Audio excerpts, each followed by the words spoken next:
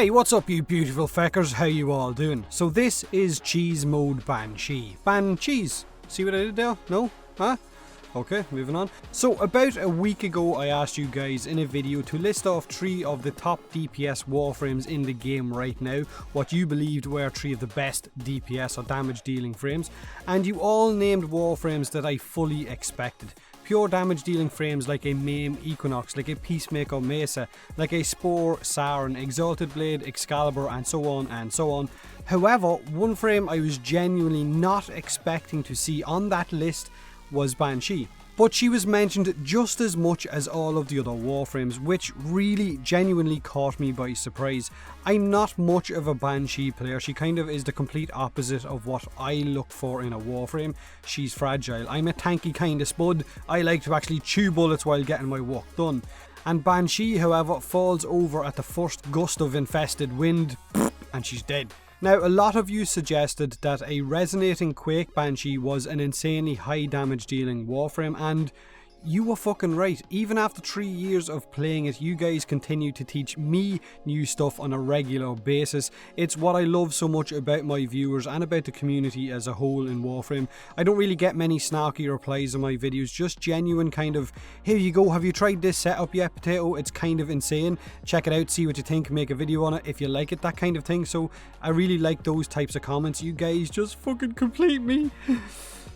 Anyway, Resonating Quake is of course an augment mod for Banshee's Sound Quake ability that will increase its radius, its damage output and its energy drain for every second that the ability is active. So for every stack of Resonating Quake you will hit more enemies, deal more damage, but also have a faster energy drain the longer that you have Sound Quake active.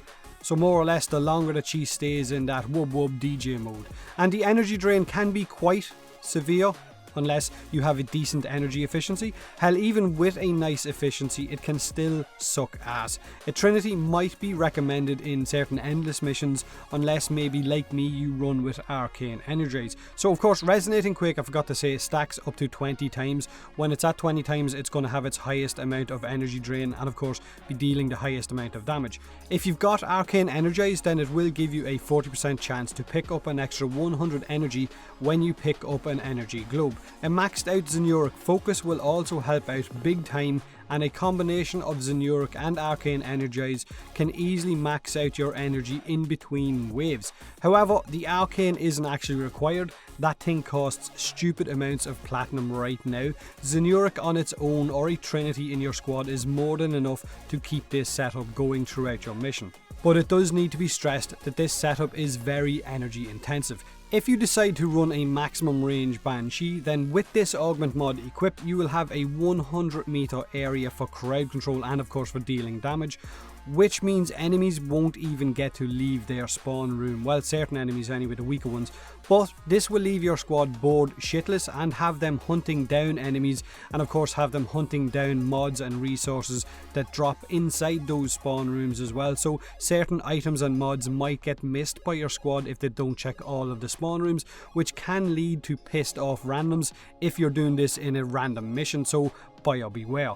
However, the great thing about this setup is that you can easily take down the minions and crowd control a very large area in the process, which leaves the rest of your squad to deal with the heavy units like Ancients, Heavy Gunners and so on, and it kind of relieves a lot of pressure once you get into the later waves. However, Corpus Weirdos on rollerblades and Nullifiers will be a huge pain in your butt, or maybe a Bombard who's outside that radius that fires a random rocket at you might kill your Banshee. So this setup has got CC and it deals high amounts of damage at the cost of an ever depleting energy supply, so it's going to be entirely up to you whether you like this kind of thing or not. So it is definitely a cheese mode build. It's one of those kind of AFK farming builds if you're in a need for a lot of resources and you don't want to put in the maximum amount of effort. Now, like I said previously with the Mirage and the Simulo, which is kind of seen as a cheese mode as well, I'm fine with that. People can play the game however the fuck they want. It is a free to play game, so I'm not going to get annoyed with the way someone is playing. Would I leave a squad because of that? Probably not. I'd probably just kick back, make myself a cup of tea or coffee and just sit back and relax. Imagine a squad composition of a Resonating Banshee, a Peacemaker Mesa and a Maim Equinox being topped off by a Trinity. Full nuke mode right there, easy resources, easy drops and like I said, easy Sammich mode. But let me know in the comment section below what you guys think of this type of a setup with Banshee, if you ran it or not, or if you leave a mission whenever you see one of these. I think I've seen a lot of these in Eris Acad, and I do see people leaving after 5 waves because of that. But this is my Banshee setup right now, and what I was using for all of this footage. It's not going to be perfect for you, but feel free to switch in or out any mod that you can't live without, whether it's for less range or more duration, or less power strength or more power strength, or whether you want to put a quick thinking in there. Entirely up to you. Don't forget to leave a like if you enjoyed the video, subscribe for more Warframe, and as always, thanks very much for watching.